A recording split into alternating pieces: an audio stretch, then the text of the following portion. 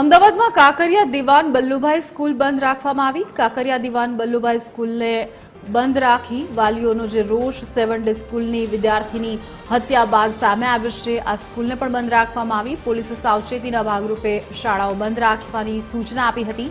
School પાસે police બંદોબસ્ત પણ ગોઠવાયો। વહેલી સવારથી જ શાળા ચાલુ, બપોરે બંધ કરવામાં આવી।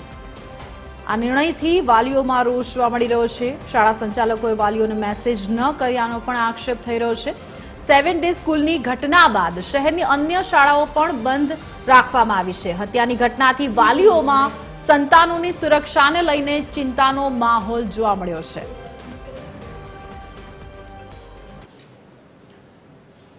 આ જ મુદ્દા પર વધુ માહિતી સાથે અમારા સંવાદદાતા અભિષેક જોડાઈ ગયા છે। અભિષેક, જે રીતે 7 ડે સ્કૂલનો આખો મામલો સામે આવ્યો છે, વાલીઓમાં ચિંતા અને રોષ હોય તે સ્વાભાવિક છે। શું અપડેટ છે આખી ઘટનાને લઈને?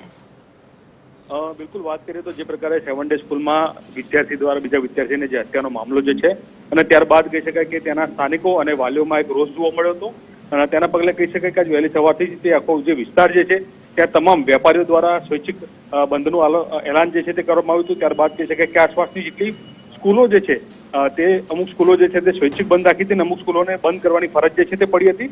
અને તેને લઈને જો આપણે વાત કરીએ તો જે મણિનગર કાંકરિયા વિસ્તારમાં જે આવેલી છે દિવાન બલ્લુભાઈ સ્કૂલ જે છે ત્યાં પણ આજે વહેલી સવારે સ્કૂલ જે છે તે શરૂ હતી, ત્યારબાદ બપોર પછી બંધ કરવાથી ક્યાંક વાલીઓમાં રોષની લાગણી જે છે તે જોવા મળી હતી।